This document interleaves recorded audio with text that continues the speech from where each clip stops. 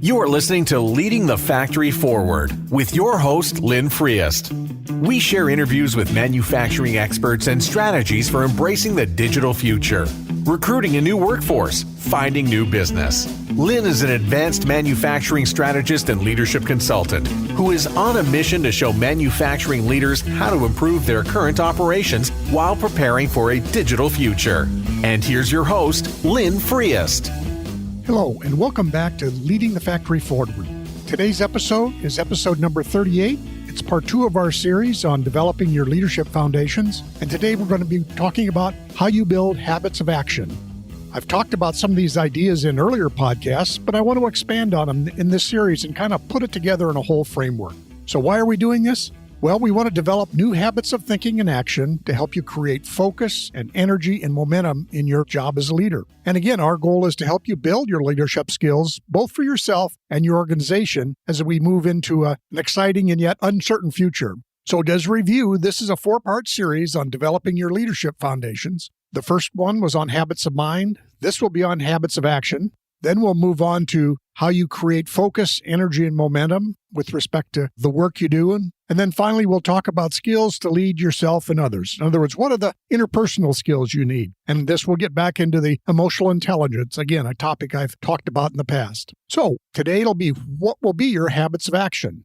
How do you plan, organize, and execute your day? How do we cut through the blinding storm of information and all the requests that are coming at us and actually make some progress each and every day? Now, for example, I worked on the manufacturing floor and I worked in labor relations work. So much of my work showed up at my door in phone calls and in emails each day. It was there just right in front of me. I didn't really plan out my day. But today I'm going to go over 4 key concepts that will help you at least take a stab at planning what part of your day you can. And of course, there are going to be many other things we could talk about on that, and we may in future podcasts, but we'll start with these 4. The first one is a thing by David Allen. It's called Getting Things Done, but it basically talks about how do you divide your work into both projects and specific actions. Then the next thing is thinking about who do you need to talk with. And this gets into relationships. And again, we'll talk about that more later, but still, this would be how do you plan your day to make sure you're talking to the people you need to. Then the next piece is what meetings do you need to hold or participate in? And then finally, how do you do some reflection on what's happened so that you can get better for tomorrow? And for this, we'll talk about the military's after-action review process. But to get started, we're going to be talking about things with David Allen and his book, Getting Things Done, The Art of Stress-Free Productivity. And actually, I had the opportunity to take a class from David Allen back in the late 90s when he was doing these things by himself and individually, and I've always been struck with his work. I won't say I'm a committed follower to everything he says, but still, his concepts have always rung true for me. So a couple of quotes he had. Your mind is for having ideas, not for holding them. And with that concept, he gets into the idea of you got to get what you need to do, you got to get it out of your head and on paper, because otherwise you're going to forget and you're going to spend your time worrying about forgetting about things. Another piece he says, you can do anything, but you can't do everything. Again, this gets back to priorities, and you only have so much time in a day, whether you're the CEO of the biggest company or whether you're working in housekeeping. You've only got so many time in a day, so you have to pick what you're going to spend your time on. And then one of the key concepts I really like about his work is he talks about projects. And usually that's when we're talking about assignment, it's really a project. And he says, you don't actually do a project. You can only do an action step related to it. And when enough of the right action steps have been taken, some situation will have been created that matches your initial picture of the outcomes closely enough that you can call it done. Again, this is a key concept there that the things that we're committed to are often projects that have multiple steps. And so we have to make that distinction as we go about our work. So because we can take steps, but it's hard to really take a whole project and do it all at once. It's the idea of getting it down to the smallest actions you need to take next. Another interesting thing that David Allen talks about, he says,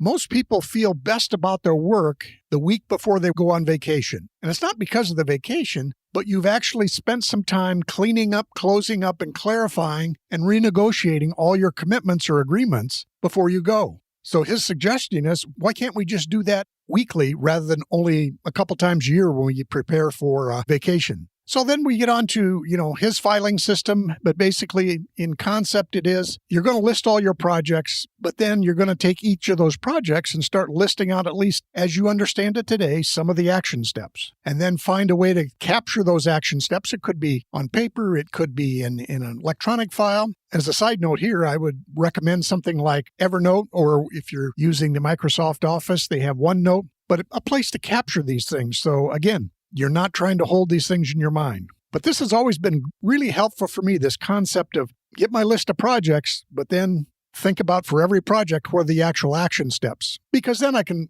could batch them up. I might have 3 different projects that require some kind of a phone call. Well, I could sit down at my desk and say, you know what, I'm going to work through the phone calls on all 3 of these projects, get that done, and then I can move on to the next action in my projects. So again, it's an idea of how do we prioritize the things we've decided to commit to. Jumping back over to Evernote or the OneNote, it's a great way to just capture things. So along with planning your work, you can also be just saying, okay, I've got a random thought here. I don't want to lose it. You can throw it in a miscellaneous folder in your desk. You could throw it in an Evernote note, or you could do something just to capture those and then get back to whatever it is you're really trying to focus on. Another thing that comes up in the whole getting things done that's useful for me is this idea of only looking out so far. You want to do things today, so you pick a couple of things. And again, we've talked about that before. Pick a couple of things done today, but then start looking out a little bit in the future and putting things on your schedule that you know is coming up.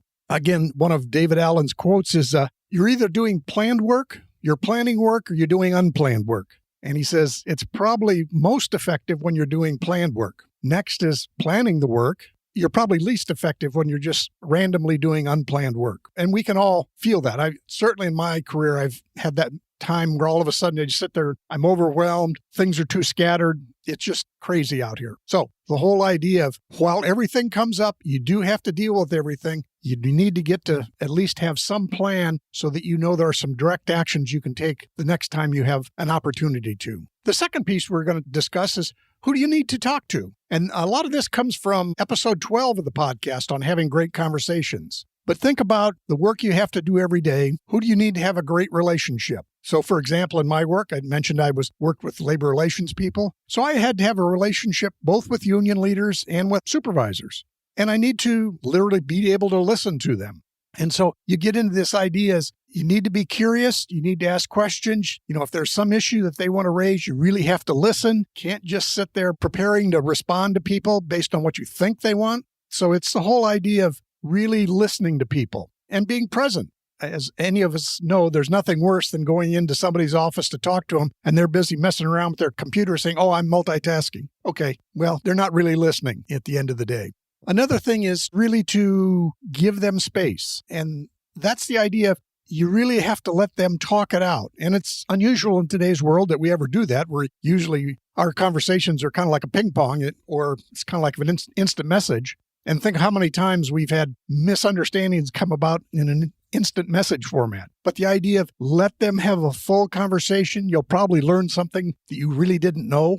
On the other hand, that's not to say you have to just give up your opinions or positions or anything like that, but you need to at least hear them out and be curious about these things. Another piece is working with your teams and having these conversations is having a safe space. Can people talk? We want to encourage a diversity of ideas, and that can sometimes mean people have different ideas. So have you as an individual and have you with your teams created a safe space so that there can be some friction in the ideas, some way to have competing ideas, and yet we're not going to be judging or condemning or attacking one another with these things. And then finally, it's the whole idea of what is an effective conversation when you have them with whoever it may be. And the 4 C's of effective conversation that Paul Axtell says are, is there clarity? Is there candor? In other words, are you really speaking your truth in a way that they can understand it? Is there a commitment at the end of this conversation? And is there completion? Has everything been said that truly needs to be said? So again, those are some of the elements as you talk about people, thinking about who you need to talk to in the next week. Think about who should that be? How can you listen as well as speak when having these conversations? Keeping yourself fully present, trying to provide a safe space for diverse ideas to be present. And then finally, having conversations that have clarity, candor, commitment, and completion. Moving on to the third item, what meetings do you need to hold or participate in? And this comes, again, episode 14 I did on effective meetings, and here we'll just, hit on a few points of those. But effective meetings are a series of conversations. And so how do you map out what needs to happen in a meeting? Often our meetings are just, we get a bunch of people together, we kind of throw something on the table, and the conversation goes wherever it goes, and often we find these things very ineffective and unsatisfying. Obviously, the first thing in a good meeting is, do you have an agenda? Is there something that you're really trying to accomplish in this meeting? And by the way, it doesn't mean you have to fill up an hour. I mean, that's the standard on the Outlook calendar that we'll put an hour in there, but you can be deemed as a fairly remarkable person if your meetings only take 45 minutes. So it's the idea of, the purpose of your meeting. Do we need to make a decision? Do we need to just inform people? Do we need to ask people for help? Think about what it is, why you're having this meeting. Now, in terms of simply attending meetings, I think you should always be on the lookout for, should I be here? Is there a reason that I'm at this meeting? Often we copy everybody in the organization because it's pretty easy to do, when in fact, I'm not sure I can provide any value in this meeting. Or maybe I can send an email to the organizer that provides the one piece of information that meeting needs, and I really don't need to be there. So again, maybe the first question you need to ask about meetings is, 1, should we have it? And 2, if there's one going on, should I be there? But the whole idea is make your meetings intentional. There's a purpose. There's a reason you called people together. And if you're not real clear, the people in the meeting will be very clear. So again, focus on what are the meetings you need to hold. This gets back to this whole idea of we need to have priorities in our actions. What are good habits to have in terms of how we execute? The last piece is a thing comes from the Army or the military called the after-action review.